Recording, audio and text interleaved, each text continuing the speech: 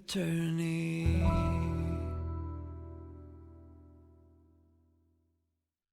Hi, hello. I was going through the other older stuff. I before starting to record for the next part. Uh, then I was like looking for the silhouettes, which I mentioned I would do, and then interestingly enough, I came across this. I remembered this scene, but I had totally forgotten that there was another name dropped here. So yeah, I just discovered this, which is kind of like wild. Uh, okay. So yeah, when we first get to the mirror, extend your hand, second your hand brushed against the surface, the tip of your fingers sunk into it, and the next thing you realize, your whole world was sinking into darkness. The witch. It's getting foggy, and here I played a bit with the audio a while ago, and I think I said, so is this us, our POV? So like, and Giselle is the name of the white-haired girl, right? Which is something we just learned. So, right, that is right. That's what they said in part 15. You guys can see my creation studio, whatever. Um, uh, uh, um, that was mentioned. Yeah, my name's Giselle. Yeah, yeah, cool. Okay, so let me just go quickly through this. Thank you. This is the mansion. We don't know the time period here, but she calls herself a witch, and she arrives to the mansion that she is looking for. So someone has taken her here before, and this is where she firstly encounters uh another hint of light. Is anyone there? Okay, is this like another perspective of the beginning of door 15, because it was door 15, part 15 with door 4. Um, Grapes? Yeah, it feels like we've cut some stuff out. Looks like an angel. Why would someone cover this up? It's beautiful. The windows. Michel, hello. Is this your mansion? I suspect you would have preferred if the house were abandoned. Okay. I have an abundance of candles. Yeah, yeah, yeah. Lifestyle. I'm no longer able to freely read. Yeah, that I remember. Don't chase me. Witch lives here. Okay. The witch is real. Let me just mute that. Very much so. It's not a legend nor a fairy tale. The witch's name was Morgana. It's me. Wait. It's not a legend, it's not a fairy tale. The witch's name was Morgana. The witch is me. He says, sorry. And then we drop out. What was that? Giselle? What's the matter, master? Yeah? There's nothing there. And then her face twists. You look like you've seen a ghost. Still not fond of mirrors. Okay. So yeah. That was indeed something I was curious about.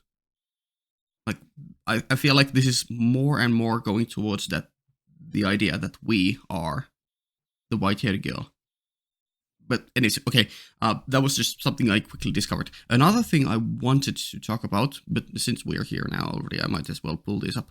I was looking at the silhouettes here, and I didn't get to look at all of them yet. But the first one we see is supposedly of Yukimasa here. But if you can look at Yukimasa's design here, I mean, sure, he kind of fits there, but he has his hair kind of disheveled in everything. Even in, I think it would kind of ruin the perfect circular silhouette. So I'm not sure. Like this could easily still be Yukimasa, but you know it also really fits the white-haired girl's design. Like if just give Yukimasa's clothes to the white-haired girl, and it's like, yeah. So that's more feeds to the idea that this is all a big trick or an illusion of some sorts, and we have an unreliable narrator, or the white-haired girl is somehow influencing the story, and or the maid, maybe, I don't know. And we are seeing the story, but not how it actually played out, or we should swap the characters around or something. Just an interesting thought that doesn't. I'm totally fine if the story doesn't go that direction. It's just something very interesting to think about. That would be a cool way to do things, and yeah. Okay, let me I was supposed to yeah, I don't think that's just Jacopo. I don't think anyone else had a similar-ish design anywhere. Yeah.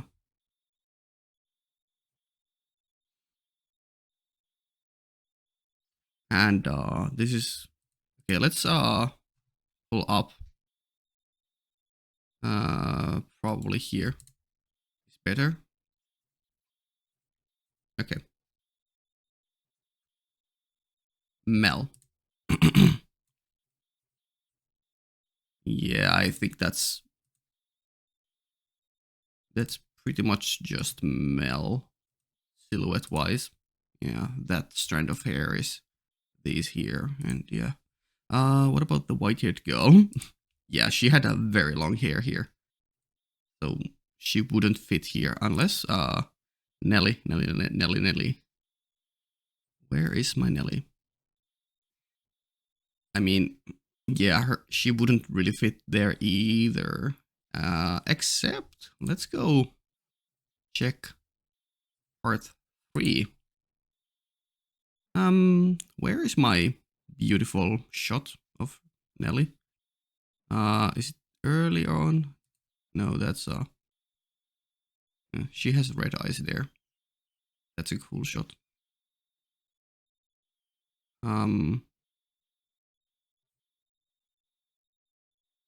Yeah, that's still her there. It was afterwards. It was kind of the end here. Yeah. No, yeah. Nelly has here. Long hair. It couldn't really fit there either. Okay, so I feel like this should be pretty much just Mel.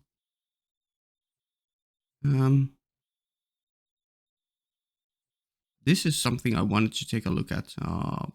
This whole scene.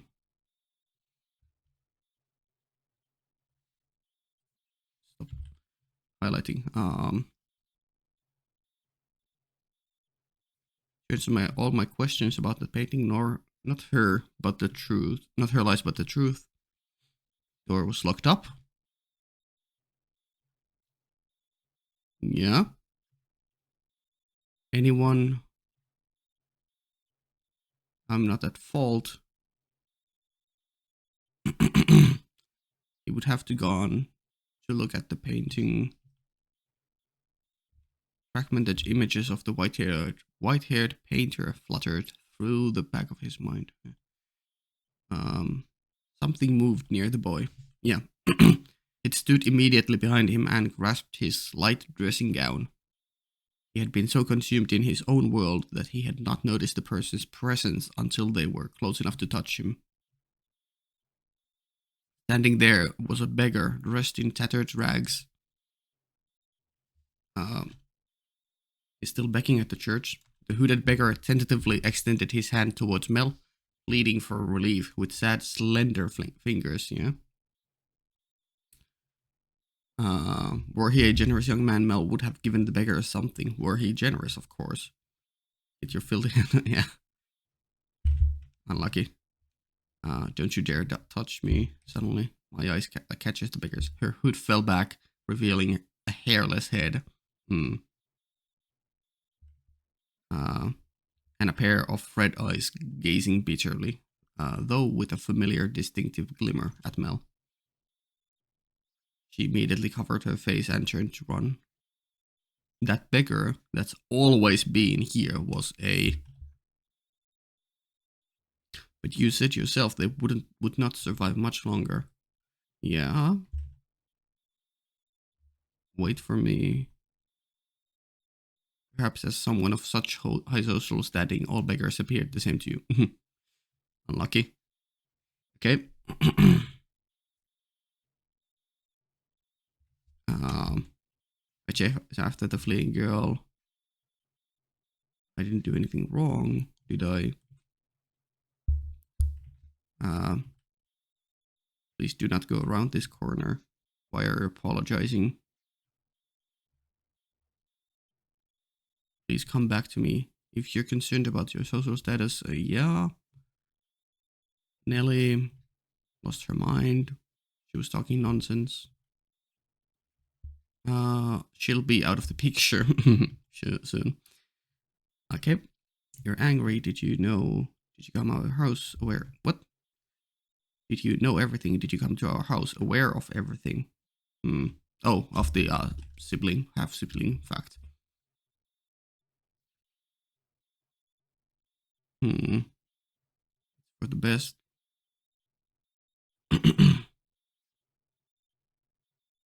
My appearance is no longer suitable to stand at your side. Yeah? Now I truly look the part of the hideous witch. Which dropped here? Name dropped here? I am to blame. What are you talking about? My sin was falling in love with you, not what would happen to my father, nor how we had to spend her, yeah? Hmm. So please give me your hand. That story never had an ending. What? She doesn't take my hand. I doubt the girl ever wrote that letter. She's not there when I turned the corner. Why? How did things end up like this? Where did she go? Then Mel grieving and the maid just coming. Yeah, there's nothing more there. So according to Mel, the white-haired girl had always been the beggar there. Yeah. I guess that can be explained away with just she was the beggar there, and Mel just didn't happen to see her as a beggar there when she started working at the mansion, and then she returned to being the beggar after Nellie gave her a haircut of sorts. Okay, sure. I think that can be explained away with that, but interesting they dropped the witch name there already. I think they might have done it in an earlier part too.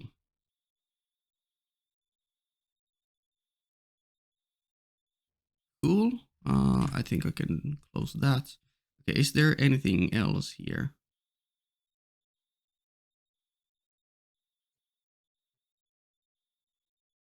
You are right. What was the deal with you? Master bedroom. Um, inserted the key. Get up. See what did I tell you? That again looks like the white-haired girl, but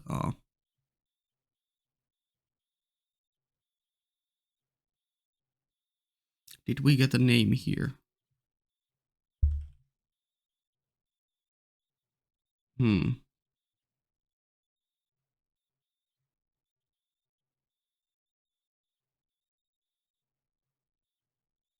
I was clearly yapping here. Okay. We agreed. Sorry. We agreed we would live together, not just in the same house. So we got plenty of time to add more to the list. Okay. Plenty to know each other. Let's not waste any time.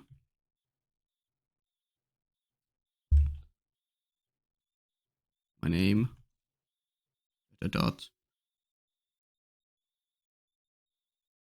You could not say her name. Hmm. Right. Okay. Okay. Fair enough. Yeah. Interesting. Okay. Cool. I guess let's just get into the game. Uh, you guys are seeing this whole process live now. Whatever. I know that's just a configuration. There we go. That should give me the sound. Yeah, okay. Sound appeared there. Okay. So, like, I'm still wondering. Are you Michel? Like, you kinda look like Michel, but not really. And I can't even check these. Okay. Yeah. Okay. Let's, I guess... Wait, let me quickly put my, phone on mute. Or vibration and, then do that. Okay, cool. This is where we right? Go to our 3:30. Yeah, cool. It had been about a week since the white-haired girl had taken up residence in the mansion. Staying in that house, deprived of light, was, I imagine, a very claustrophobic experience. To anyone blessed enough to have sunlight as part of their everyday lives, it would have been unbearable. But for her, the mansion, with its prison walls and lack of either illumination or recreation, was the one place she could find respite. Yeah. Okay, also one thing, in was it part 8 or part 9? The one where we quickly went into the mirror. Like, that one seemed like the white-haired girl arrived there via a cart or something, but didn't this one start with her just randomly stumbling on to the mansion via walking through the woods? Or am I misremembering that too? Man, my memory is so bad. It hurts.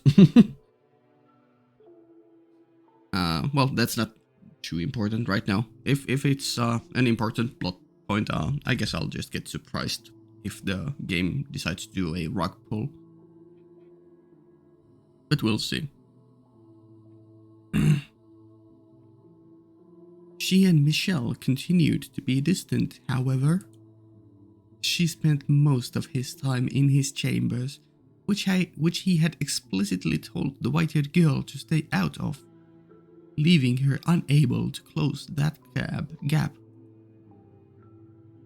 Nonetheless, on the occasions they did cross paths in the hallway, their eyes would meet, if but briefly. It was never for more than a few seconds. Whenever she saw him, she made a point of giving him a little smile. He never said anything, but still, whenever she had first arrived, he would not have even met her gaze. He seemed to be taking more and more notice of her. Small, slow burn romance, or... I don't like this place. Can we get out of here? One day, the white-haired girl stood in the cellar, a frown on her face. Well, this is troubling. I can't go down to the village, but if we don't do something soon, you guys are running out of food, or... Hmm. Yeah. The cellar was where their food was stored. An assortment of non-perishables and dried foods, smoked meats and cheeses. Their daily meals were taken from the supplies there. However, the stockpile was beginning to grow quite small. Were she not on the run, she could have gone to the village to procure some more. To procure more. Or perhaps, were she a little tougher, she could have captured a wild animal for its meat. Yeah, that's what Yukimasa or Vistia did. Kinda, yeah.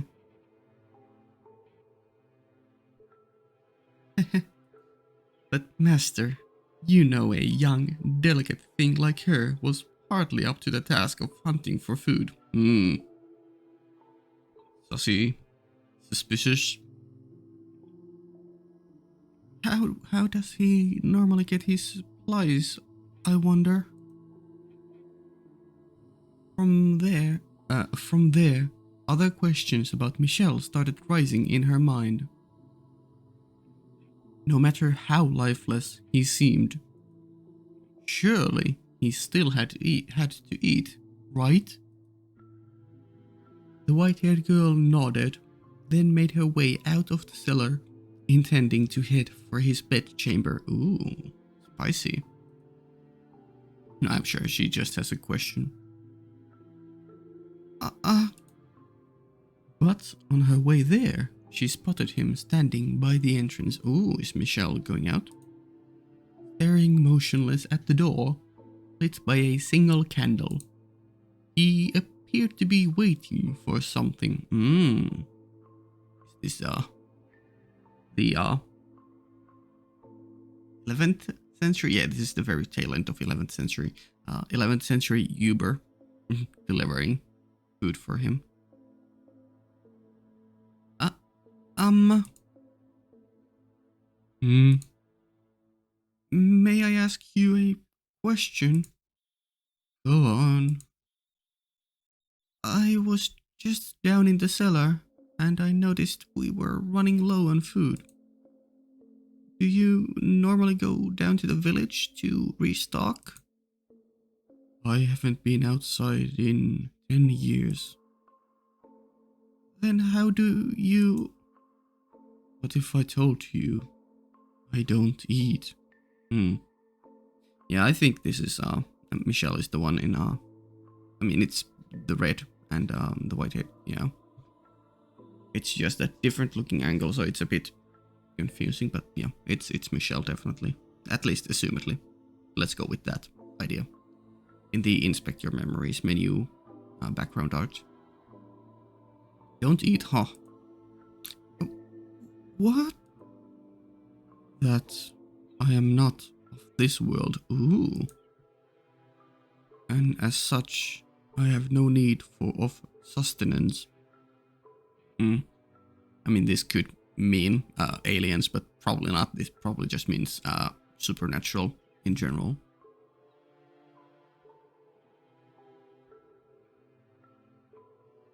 What would you think of that? That that sounds very economical. If you can survive without having to eat, that's one less thing to worry about. If it were possible, I'd like to have that ability too. It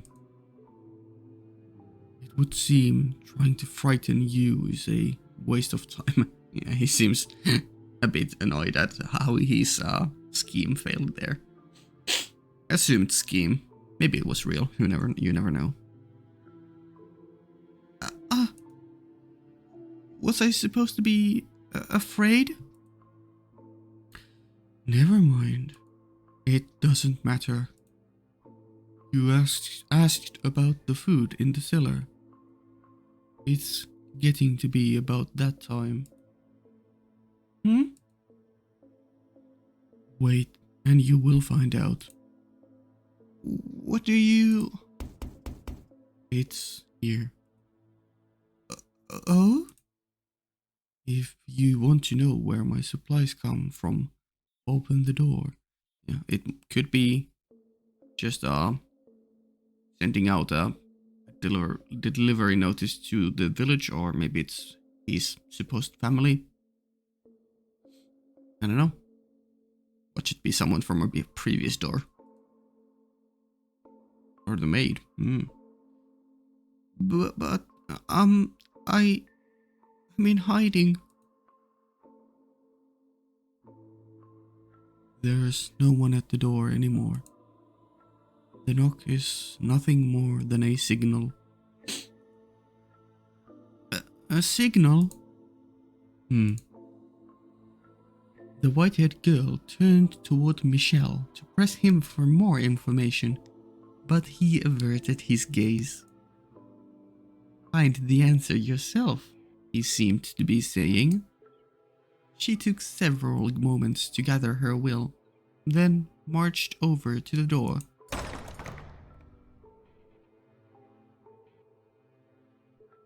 So bright.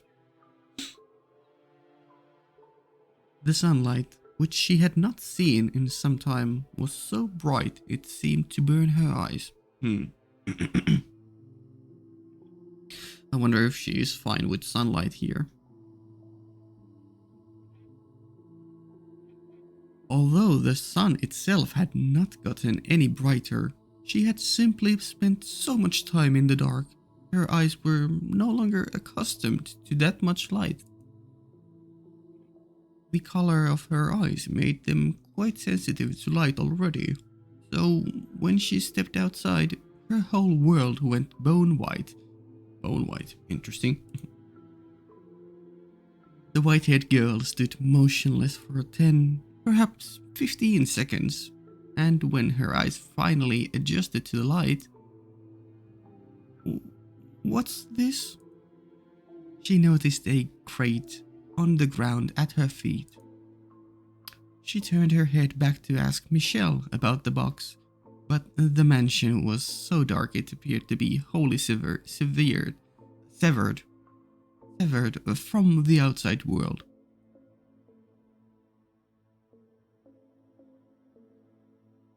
From where she stood, she was unable to distinguish Michel from the shadows.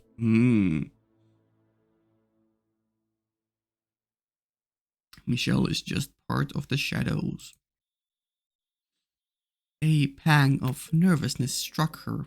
She wanted to return to that darkness as quickly as possible. The white-haired girl had come to yearn for that world without light more than the one with. The crate was fairly hefty. The slightly built girl had considerable difficulty in bringing it into the house. But eventually, she did manage to drag it through the front door. And then everything went dark once more, except for the faint flicker of the candlelight floating in the air.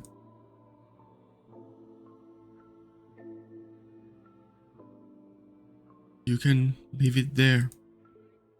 I'll take care of the rest. What's... Without a word, Michel approached her and the box, withdrawing a knife that he had evidently kept hidden somewhere on his person. With it, he cut through the rope that bound the box. Go on, open it. At his insistence, she placed her hand upon the lid. She had no idea what lay inside this unexpected delivery. Whoever had brought it was already long gone. Staring at the strange box, she was racked with nervousness. However, what she found when she pushed aside the lid was completely ordinary food. Um, is something amusing. It was just rather anticlimactic. Here I was, worried about what might be inside. This is me when the game doesn't have a huge twist. No. I'm good. Even if there's no twists anymore, and it's just a mystery reveal to whatever is hidden currently. It still has been an amazing journey so far, and I really like the style of this game a lot. There's no need for like a rug pull of sorts where we flip the whole story upside down. But you know, this game has had a few, so I'm kinda expecting one, but not really at the same time. I don't mind if there's none more anymore.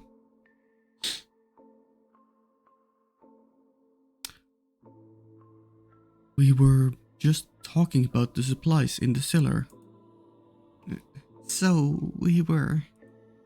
It completely slipped my mind. This should last us for some time. It's all preserved, just like what's in the cellar. But I don't understand. Who would deliver all of this to you? There should be a book in there as well. Yeah, so his family. What? Oh, there it is. In the library, he said that his family sends him one book a month. Does that mean this box came from them? If so, then why did the person who delivered this leave without speaking to him? What happened between him and his family? Ooh, are we diving into that in this story? That would be interesting. Also, you have quite the slender arm. Like, that seems a bit too... Maybe it's just the perspective and it goes way back there and curves, but it seems a bit too short. Like, even compared to the other arm, if you just lay it down, I feel like it would land around there. Which is, you know, I don't know. Maybe it's just the perspective playing tricks because it's a big sleeve. Or maybe that's a plot point. I figured it all out. No. Is he here because they want him here? Or because he chose to be here? Take the book to the library, please. I will bring the rest of the supplies to the cellar. But it's a big box. I'm sure you could use some help carrying it. He has survived so far without your help previously, so you know. That won't be necessary. Take the book and go. Maybe he will use some sort of magic because he's a witch. That's what he called himself.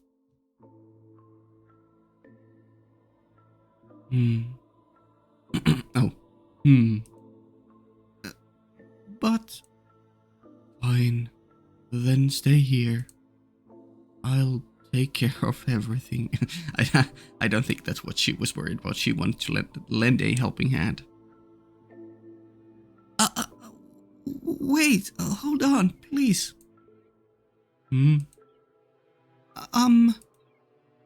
What is it? You don't have to answer this if you don't want to. And, I'm not trying to pry, but I can't help but be curious. Yeah, same. Say what you have to say, please. I was wondering if you could tell me why you live here, in this mansion. Hmm. Why did whoever delivered this box leave before you even opened the door?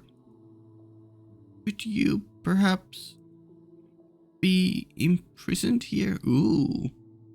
That was an idea from a previous story. Hmm. In door one, and we might have talked about it in another door too. Maybe in door two. Not sure. Hmm. Uh. Hmm. Uh, um. I told you this the very first day. I am cursed. It's only natural for a cursed man to live in a cursed house. Yes, but that's such a vague answer.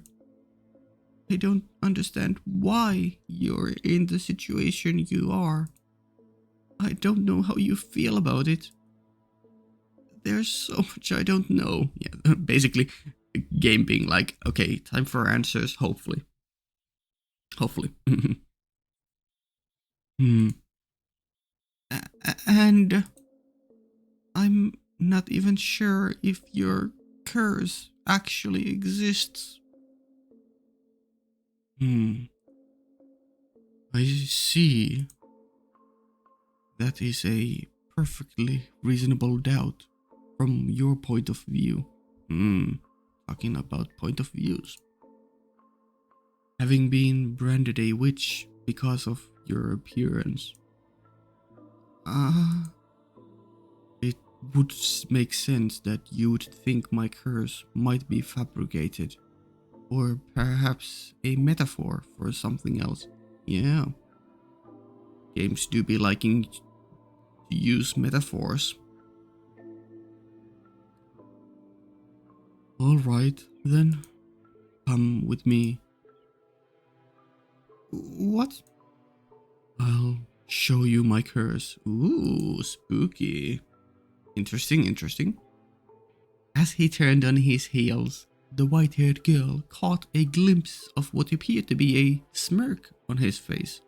Like the whole thing was some kind of sick joke. Huh, interesting. I didn't expect to see him smiling anytime soon. Or rather, at all. Unless there's some sort of villain reveal, then obviously that usually comes with evil smiles. That smile carved into his mask was far colder than any look of annoyance or rejection. Huh, okay. Um, but despite the twinge of nervousness, she still followed after Michel. As much as he might have stood out in a crowd, with such height and long hair, his presence was almost entirely eroded away by the darkness. She felt that he could simply fade away into nothingness at any moment. Much like we didn't see him at all from the shadows when we were outside. Many things are buried here. Oh, hey, we saw this place at door 2. Or in door 2. Huh? Mice, insects, wild cats, and dogs. You know, this really reminds me of a scenery from just here in Finland. Honestly, I'm looking at a similar-ish scene. Like, there's just a path and a bunch of trees and rocks. Bunch of whatever this kind of tree is called. Also, a lot of them. And then is that a pine, or is that whatever the Christmas tree is? Like, maybe that's pine. I don't know. Yeah. Um, have you ever thought it's strange how little life there seemed to be around this mansion? Uh, you're right. I haven't seen a single creature since I arrived. Hmm. The only sound you can hear is the wind blowing. Now that you... Oh, did Michel say that last line? No. Now that you mention it, it did seem a little peculiar. They were all killed by me. Or rather, they lost their lives because of me. I'm whispering in the soundtrack.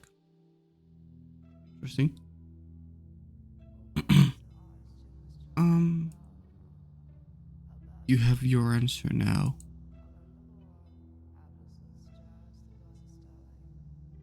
A butterfly fluttered its way into the ruined garden, dancing up and down through the air. Michel held out a finger before himself, and the butterfly, mistaking it for a branch, drifted down upon it to rest its wings. Had the scene stopped there, it would have been a picturesque moment. All that comes in contact with me loses its life. My skin, the breath I exhale, my flesh and blood is poison to all life. But the butterfly's movements began to slow. It spread its wings in one last futile attempt to fight gravity, and then, without warning, it shriveled up into a dry husk.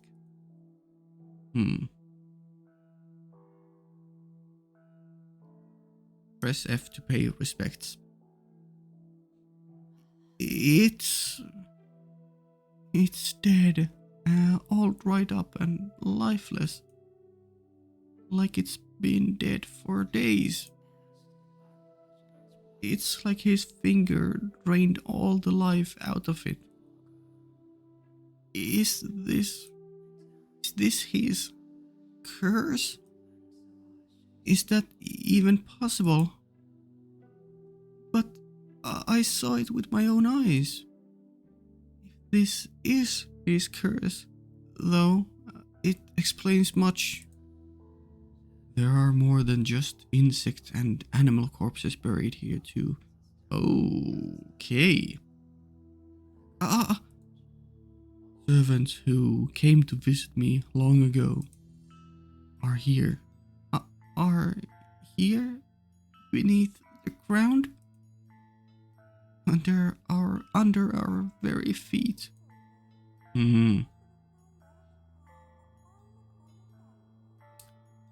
Maybe that would explain why the maid isn't here. Then again, the maid is kind of supernatural, so... That's why the servant leaves before I open the door. Should he touch me, should he get near me, his very life is in danger. Yet we have been, or we are, the white-haired girl has been successful in staying close. No one is interested enough in seeing me to take that risk. No one will have anything to do with me.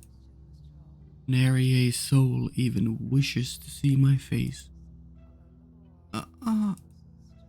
Now you understand what I meant when I said I would eventually kill you. So that's why you have never once touched me. Maybe it requires direct touch.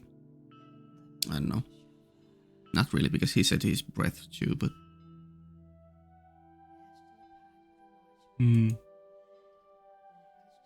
When I knocked the books down in the library, you didn't offer your hand to help me up. And only one of us ever made contact with the box at the entrance at a time. When I offered to help you carry it, you refused. It all makes sense now. Because you didn't want your finger to accidentally brush against mine. My actions were not out of concern for you. Oh? I simply dislike people. Wow. Okay, Michel. I mean, I understand. Humans are scary and tiresome to be around. Others' interests mean nothing to me. What an odd face you're making. Do you not believe my curse is real? No, I do. It is certainly irrational. It is certainly irrational, inexplicable, unbelievable. But you've shown me more than enough evidence. And I don't believe you're lying to me right now either. In which case, you now understand how dangerous it is to be near me. You said that if you left, you would be killed.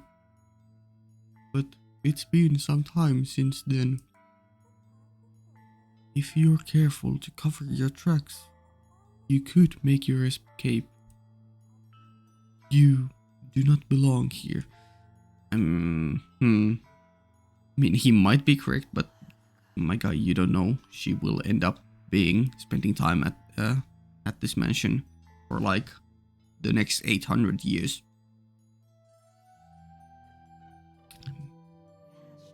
At the very least. Maybe she was here even before you. You never know.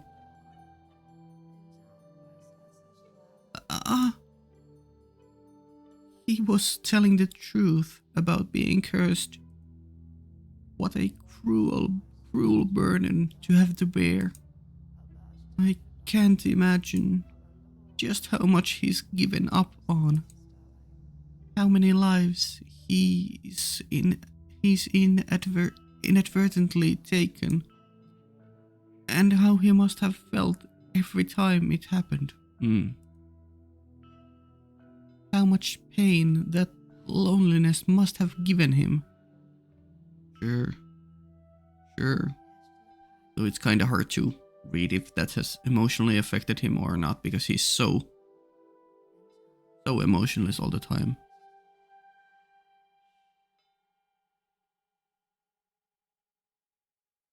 How much despair he must carry in his heart. But yeah, we can assume that it has affected him. Sure. And how much sorrow must be weighing down on him. So, no. I will not leave. I will stay here with you. Leave this place. No, I will not.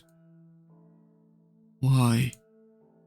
Why do you insist upon remaining in this house after learning what I can do? You have no reason to stay. Tell me then, why do you try to drive me out?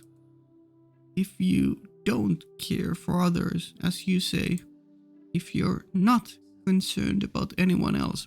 She makes a good point. Then what does it matter what I do? What does it matter if I die to your curse? I mean, it doesn't... I think he could respond with, it doesn't emotionally affect him, but it's still a pain to start burying other people. But I don't know. You're a very kind-hearted man.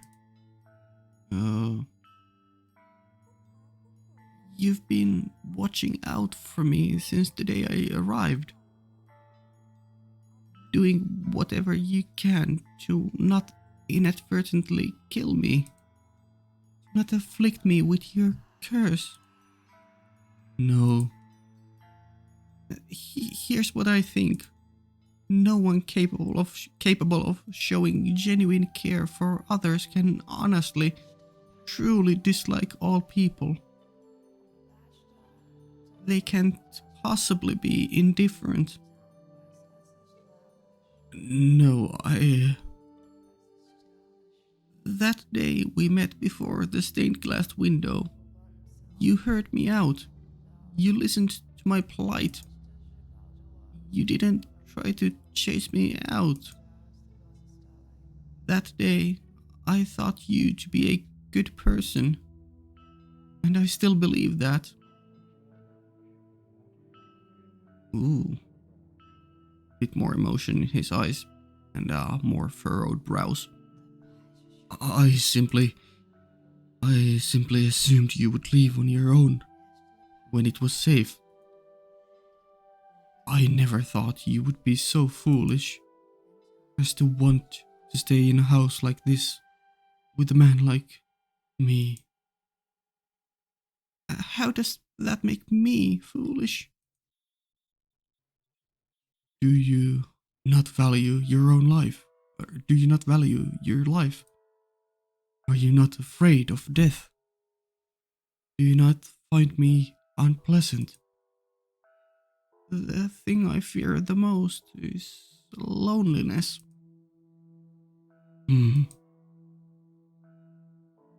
You're probably right that by now I could safely sneak away, get myself somewhere far from here.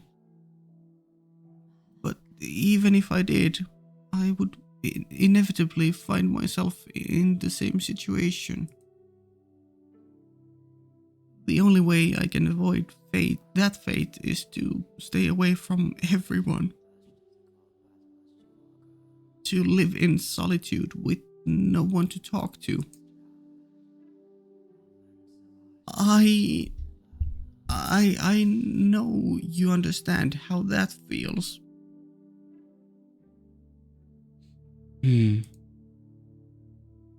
It terrifies me.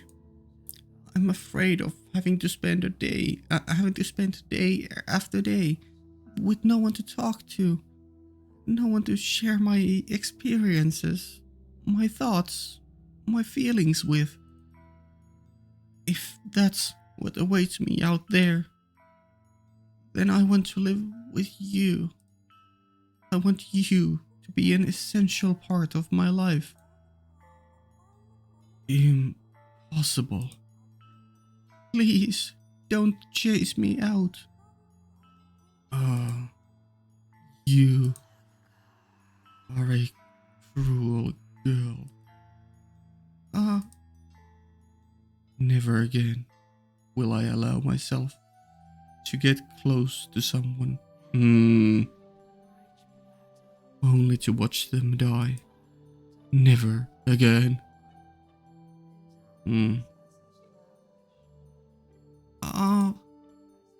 My mother was the first to die. It happened shortly after my birth. Next was my wet nurse. 2 deaths could be considered a coincidence. Oh, did I skip there? Whoa, whoa, whoa, whoa, whoa, whoa, whoa, whoa. Okay.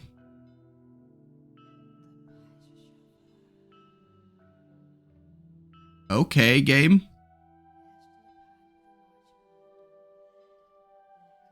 Huh. Okay. I guess there was more to checking the backlog than just once.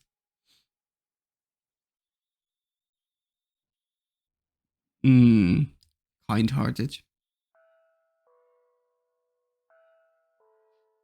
Is this, is it intentionally? I mean, yeah, there's clear intention here, but is it just for, is there like an actual reason for blurring out? Like, that's not what she actually said. Like, maybe instead of "you're a very kind-hearted man," it's actually said "you're a very cruel man" or something.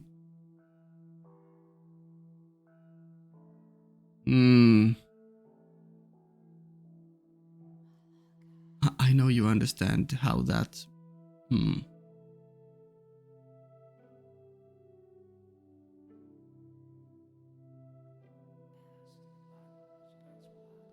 My mother was the first to die. It happened shortly after my birth, yeah? Next was my wet nurse. 2 deaths could be considered a...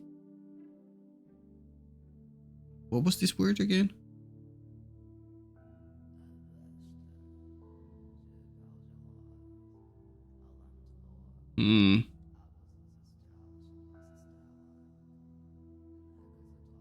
Wow, that's very creepy.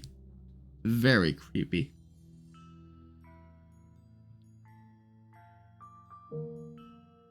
Yeah. 2 deaths could be considered in a... Is that accident or... No, that's 3 or 2 letters too long for accident. But as the number rose, it became clear that I was cursed. I don't know how much I want to go to the backlog after each line, because it disrupts the flow so much. And I was forbidden from making contact with anyone, even at home.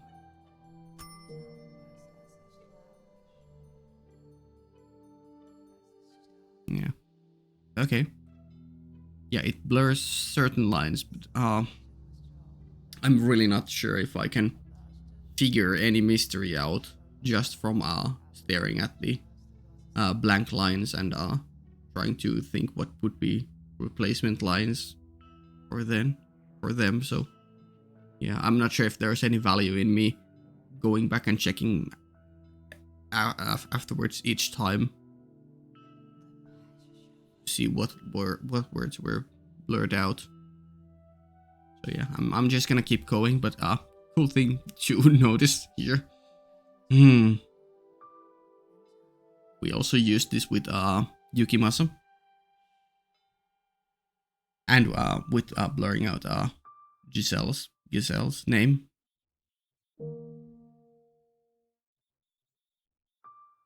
I'll check the backlog every now and then.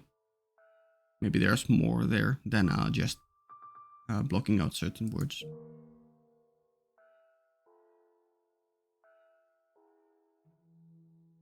Regardless, being in the same house, accidents will happen. Numerous people lost their lives.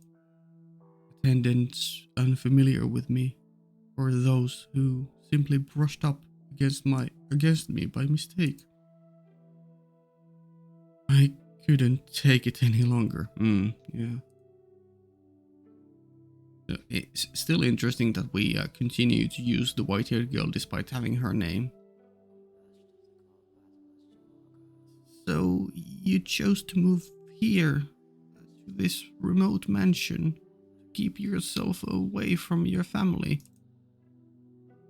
You weren't imprisoned here. You elected to live alone, so you wouldn't hurt anyone. For better or for worse, I was born into a noble house. So rather than abandon me, they've provided me with the means to live out of sight. I will be very careful. I will do everything I can to ensure no accidents occur. Also Butterfly, which he just killed. To keep you from being alone again. I will not... The whispering sounds in the background, wow.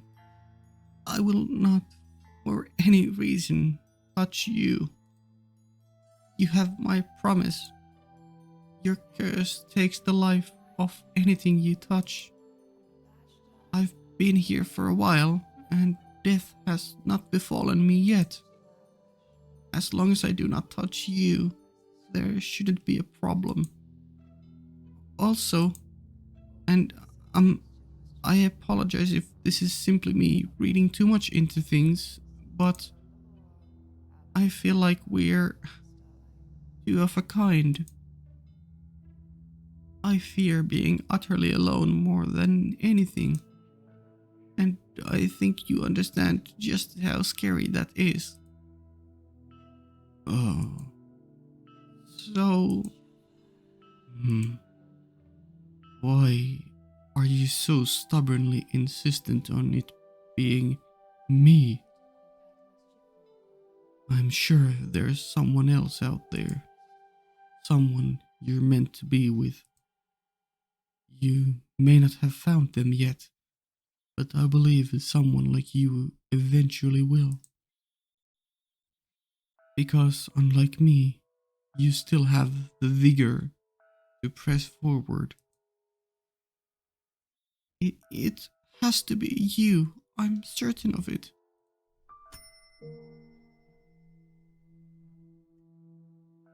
No lines blurred out here.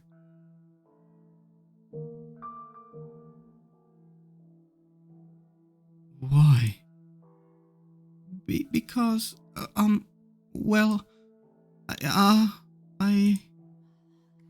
You can't tell me? No, I can, just, yeah, I think she's falling in love with you, so... Please don't get upset with me. Huh? I think... Fade to black. Oh, yeah.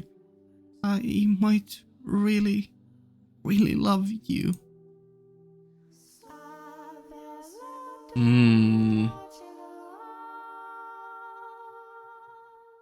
Interesting.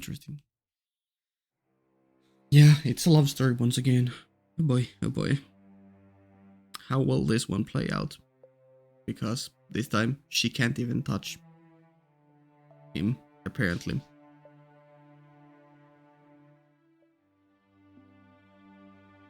Yeah. Interesting though that at the very end there were no blurred lines anymore.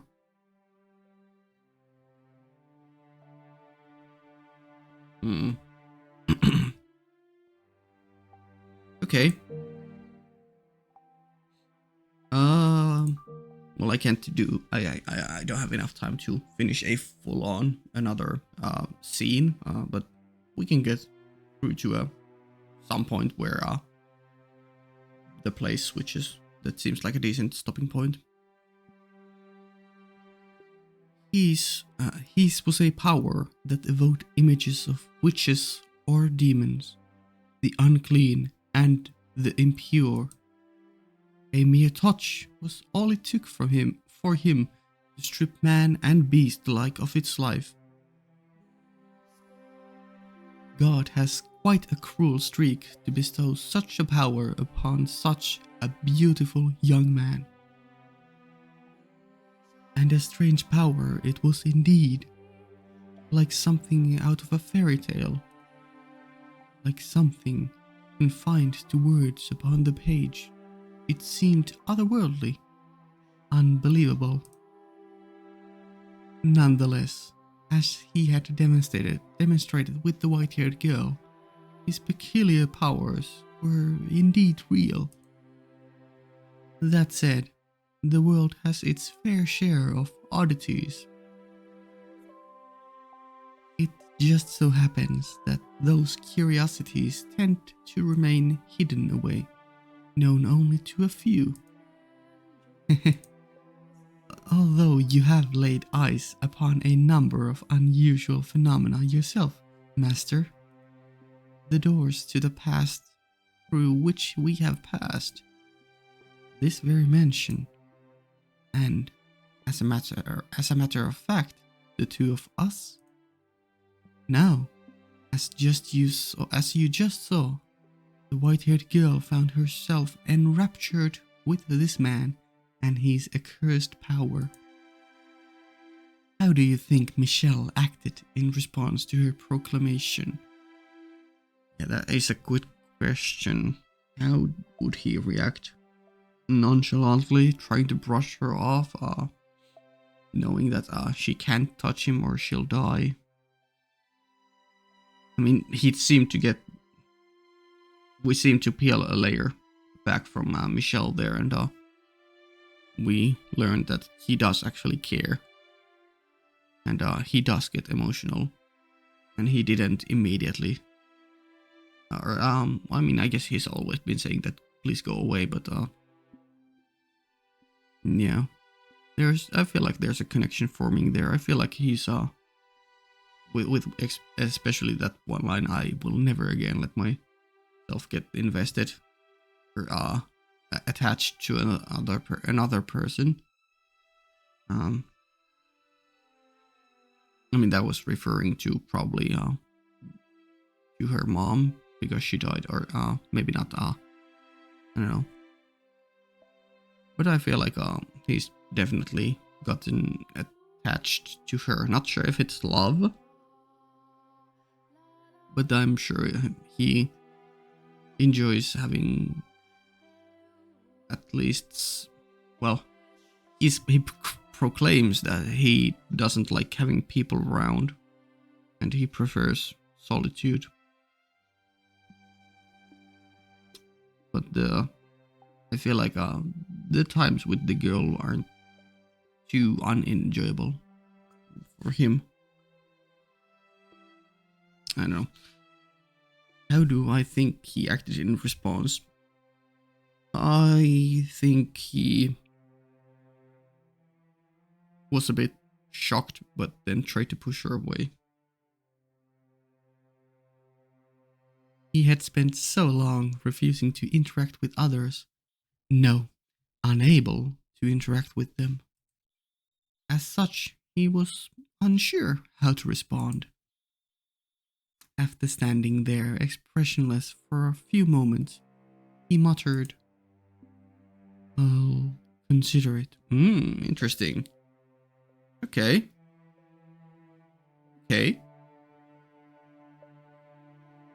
I mean, yeah, he also had to take into account what what a white-haired girl had just said.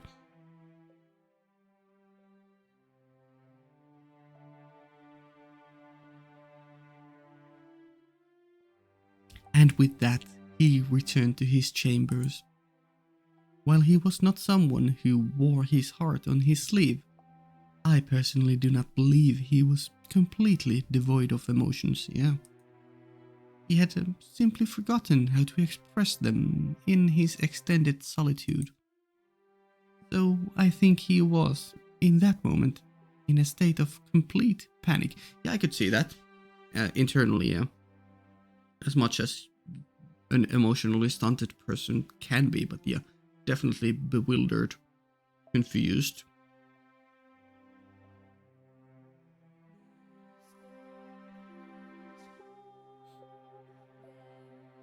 She had, after all, just assaulted him with a stream of incomprehensible declarations. Yeah, throw all the emotions at Michel. And that, knowing the truth, she still wished to remain in the mansion. And that, knowing the truth, she loved him. The love she had declared for Michel was not a fleeting puppy love. There was genuine tenderness and warmth to her words. But he had gone through his life shunned, feared, pushed away. To him, that was normal. He had never given anyone reason to have any fondness for him.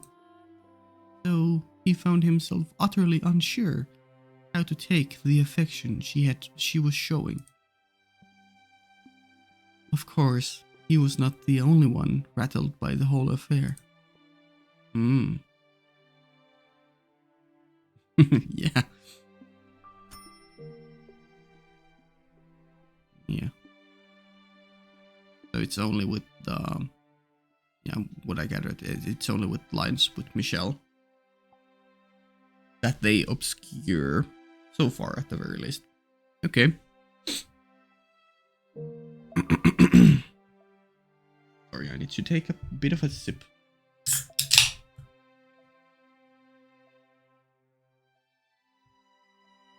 This game is rough on the throat because I have to voice everything.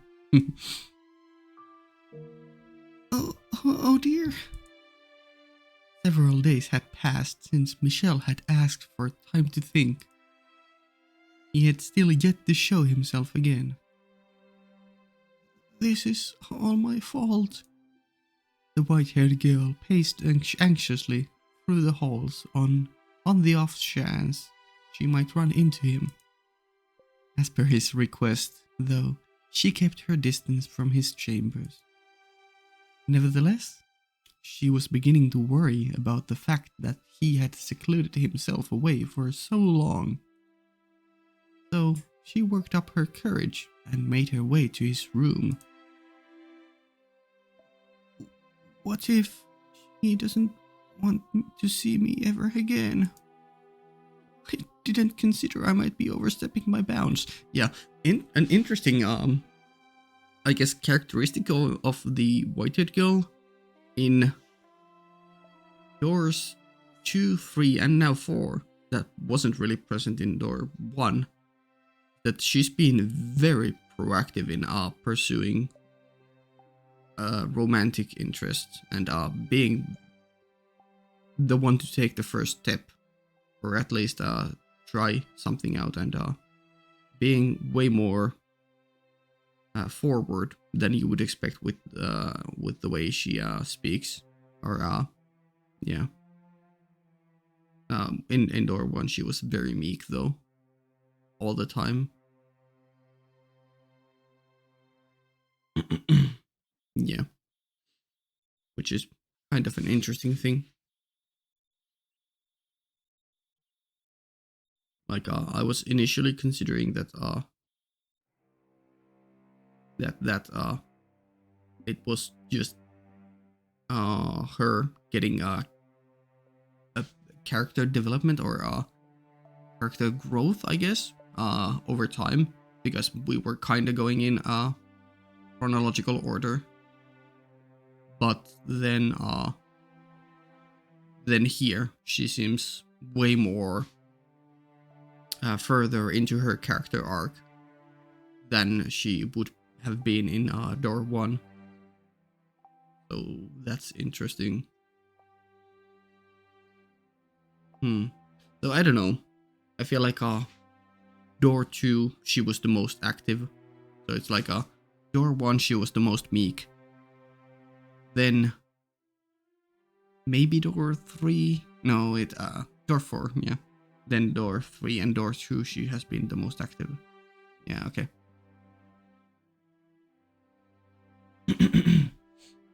Because here she is very much insisting and being the one to pursue, because the other person is very much a reactive character, so she has to be the active, proactive one.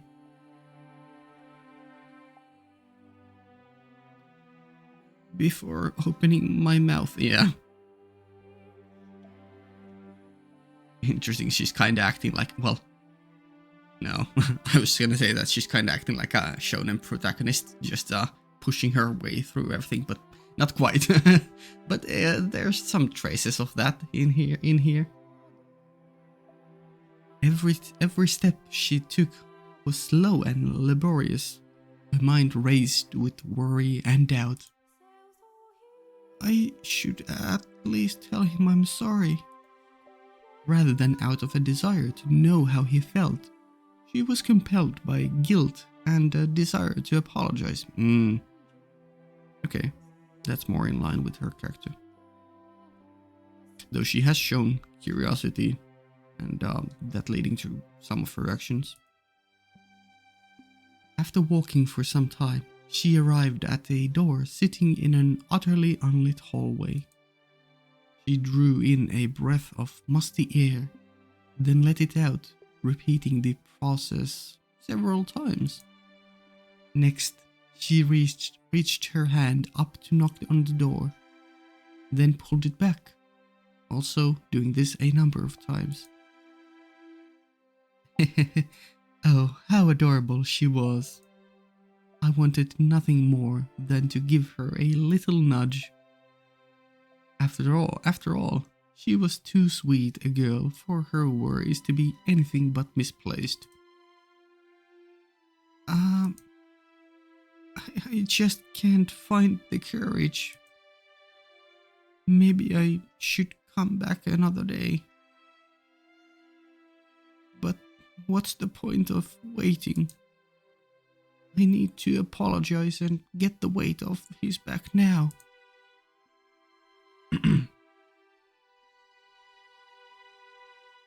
She gathered her courage once more, this time determined she would do it.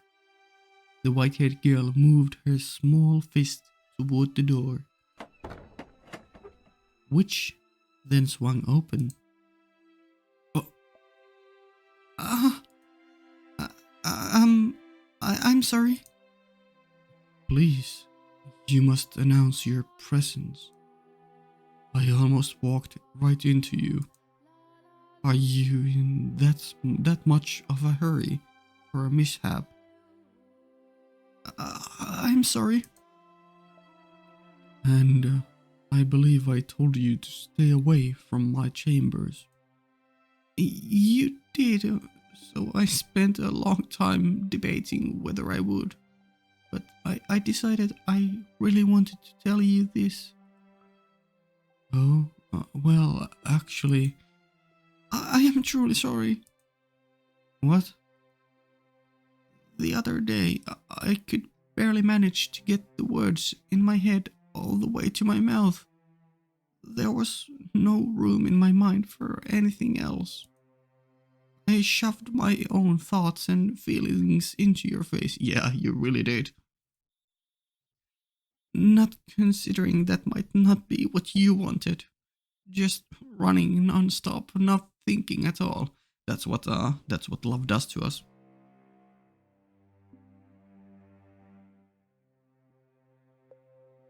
I was terribly disrespectful to you. Completely selfish. You're a kind-hearted man. I truly believe that. But you were only being courteous because you're a nice man.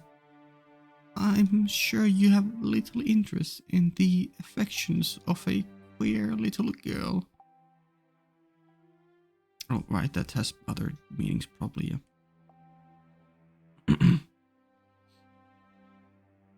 So, I would love it if I could stay here. It would be a wonderful blessing. But if you really don't want me here, if my feelings are imposing upon you, then I apologize. I'm sorry, and I'll take my leave of this house. I mean, he was kinda considering it, so I think, okay, let's see, I guess we'll see what Michel's decision will be.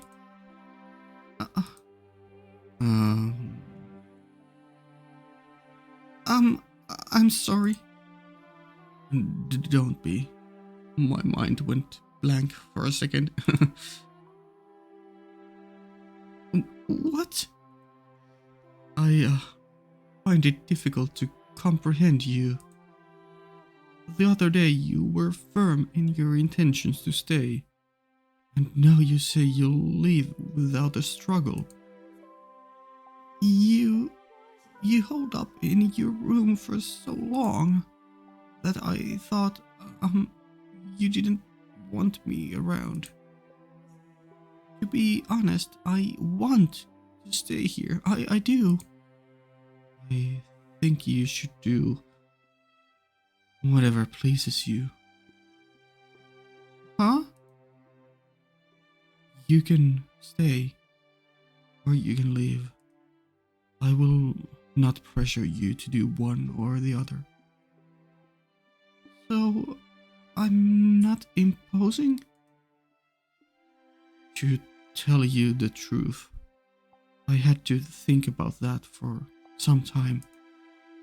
Ah, however, I have now come to something of a solution. Since you're here, come into my room. What? But I thought I wasn't allowed to. To prevent what almost happened a few moments ago. I do wonder if in part 14, yeah, I wonder if there the bedroom scene we saw was white-haired girl talking to Michel. Could be, could not be also.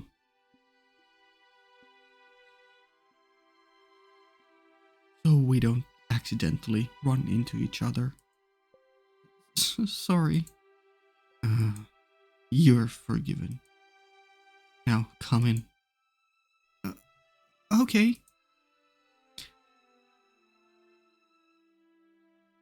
Two socially awkward people trying to romance or interact is always very interesting.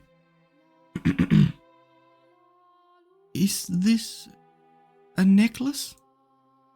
If that's what it looks like to you, then I suppose that means I succeeded. Pick it up. It has a little bell. It's adorable. Please make an effort to wear that while you're in the house. Because it's so dark, there will always exist the risk that we might accidentally bump into one another. So I tried to come up with a way to reduce that risk. Does that mean you didn't leave your room because you were working on this? That's right. What other reason would I have? I think most people would assume it was because they had put you in a bad mood, or that you didn't want to see them. Oh, I have little sense of how most people see the world. Sorry, I appreciate it, though. I'm really glad to know that you put so much thought into a life together with me. It would be difficult not to, after the other day. I'm so happy right now. I can't think of any better word to describe it. I couldn't be happier. You're being dramatic. To tell you the truth, I feel a little bad about it. Why?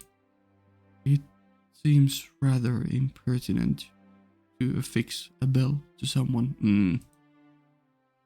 You're not livestock. You're a person.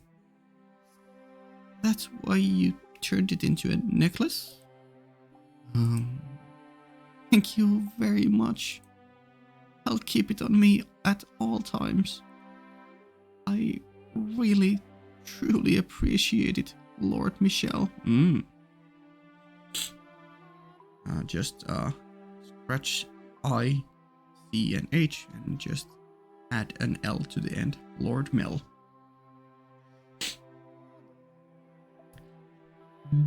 Don't call me Lord, please. All right, then I'll just call you Michel. And will you please call me Giselle? Giselle? The windows.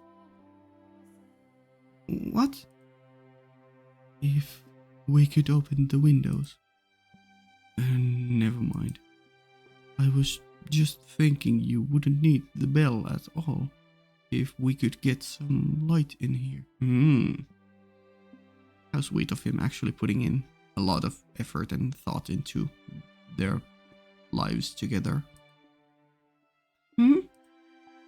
They can't be opened? They're rusted shut. All the windows have been shuttered for as long as I've been here. I assumed you had boarded them all up. That was done long before I ever arrived. After so many years here, though, I hardly consider it an inconvenience anymore. It also serves to repel wanderers. Oh, really?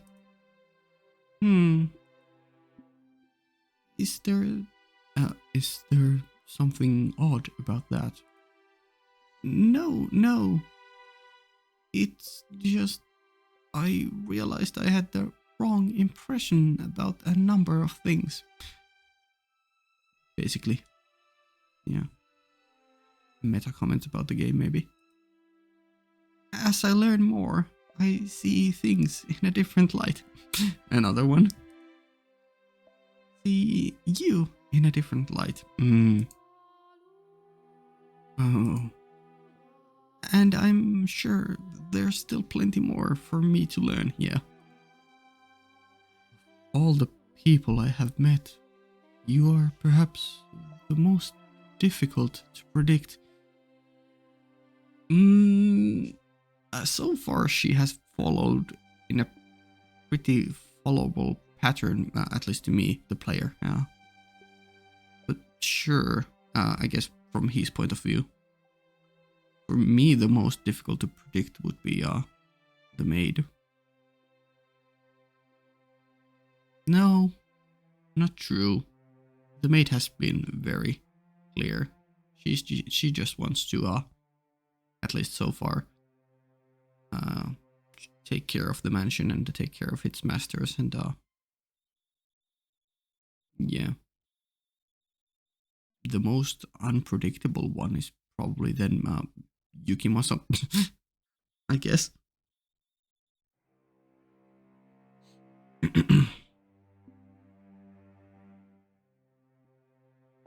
Not only do you have no aversion to the darkness, you... the dark has always been a close friend of mine. Which isn't to say I dislike the sun. Its light can simply be a bit strong for me. Yeah, okay, so that stays consistent across all doors. I'm like some kind of unholy monster that can't be exposed to sunlight. You are anything but unholy. My name would suit you much better than me.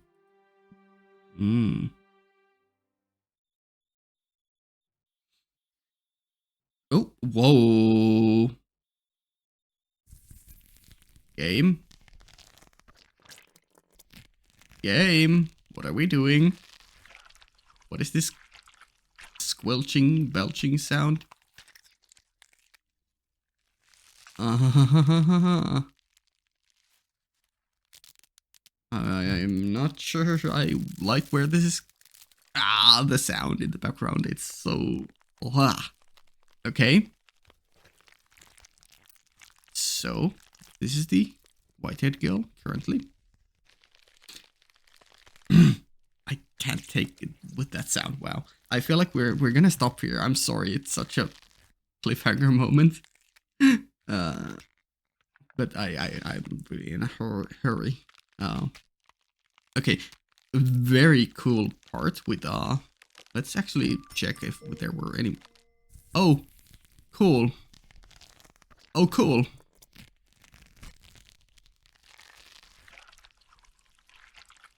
Oh, cool. Fuck, I hope I mean, I can always go back to before we start this door and yeah, let's that sound, it's so piercing. I'm gonna take my headphones off. Okay, that's better. Yeah. Since it's clearly seems there was more there. At the start of next part, let's go back to the beginning of this door and take a closer look at the backlog stuff, because there's clearly stuff there. Yeah, I want to see everything up until this point. Fucking glitz there. Cool. Yeah, I'm not gonna take too decent. Like, what the fuck? Images are slithering in my head to replacing memories before they can surface. Stop. Blank, blank, blank. What a beautiful story. Much better than the real thing, is it not, my dear? The real thing.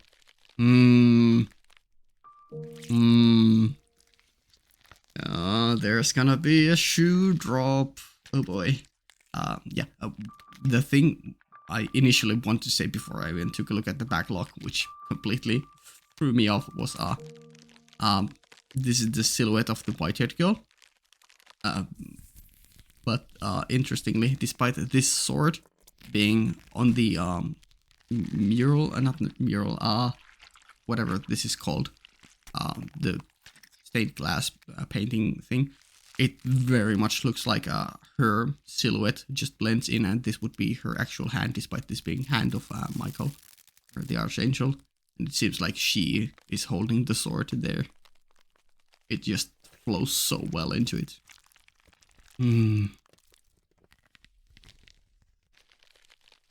And the way the painting here, or the body of Michael here, is also overlaid with the white-haired girl. When Michel just said your name would suit me much better, is interesting.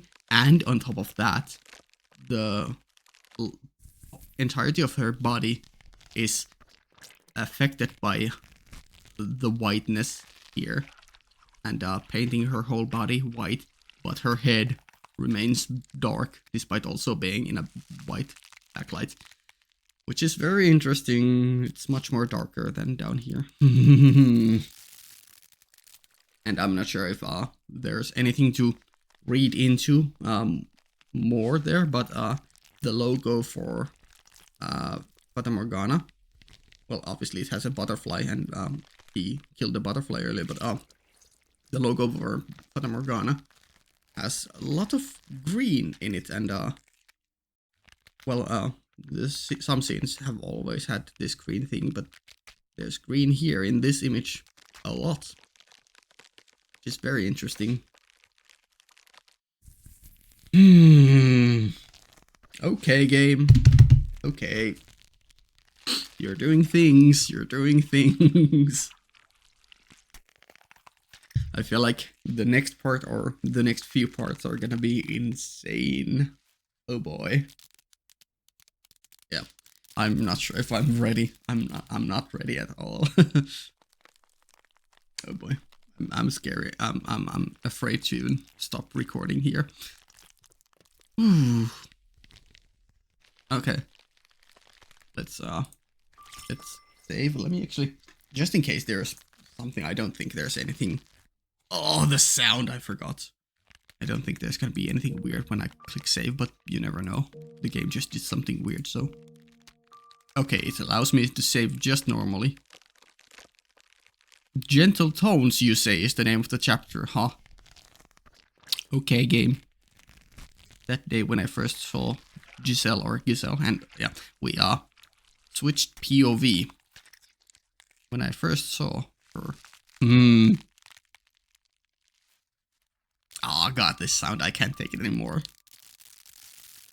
that like ripping like a tape off, or is that just a squishing box, or ripping flesh?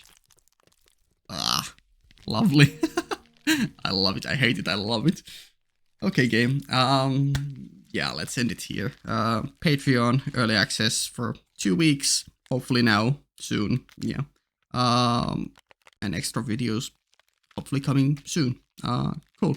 Okay, yeah, see ya, bye.